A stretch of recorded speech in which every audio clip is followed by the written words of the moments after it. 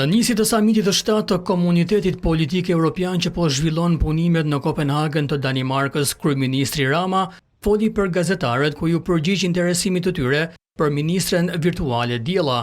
Kreu i ekzekutivit deklaroi se ministria virtuale është diçka e re dhe përpasoi edhe do të përballet me kritika, por shtoi se është vërtetuar që ajo ka funksionuar deri më tani.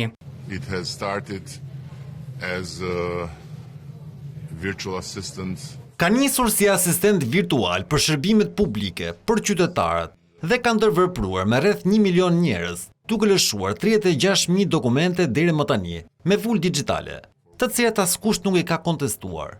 Së dyti, po punon për transferimin e legjislacionit evropian në legjislacionin tonë, për të ndjekur bisedimet e Shqipërisë për anëtarësimin në Bashkimin Evropian. Dhe së treti, tani po trajton tendrat publik, gjë që është një punë në progres. Pra kritikat janë të mira, por ajo është më e mirë. I pyetur se a është duke pritur Shqipëria të anëtarësohet në BE, kryeministri Rama tha se vendi nuk po pret, por po vrapon. We are not waiting, we are running. Po vrapojmë shumë shpejt dhe ne do të jemi gati shumë shpejt. Dhe është në dorë të vendeve të mëdha që të mos presim më, por të na pranojnë, sepse do të jemi një vlerë e shtuar për Bashkimin Evropian. Një tjetër pyetje e adresuar për kryeministrin Rama ishin sulmet kibernetike vitit e fundit ndaj Shqipërisë, së cilës Rama ju përgjigj me shumë siguri. Ne kemi sot një prej mbrojtjeve më të forta kibernetike në Europë. Ndonë se jemi ende shënjestër një armiku i Iranit.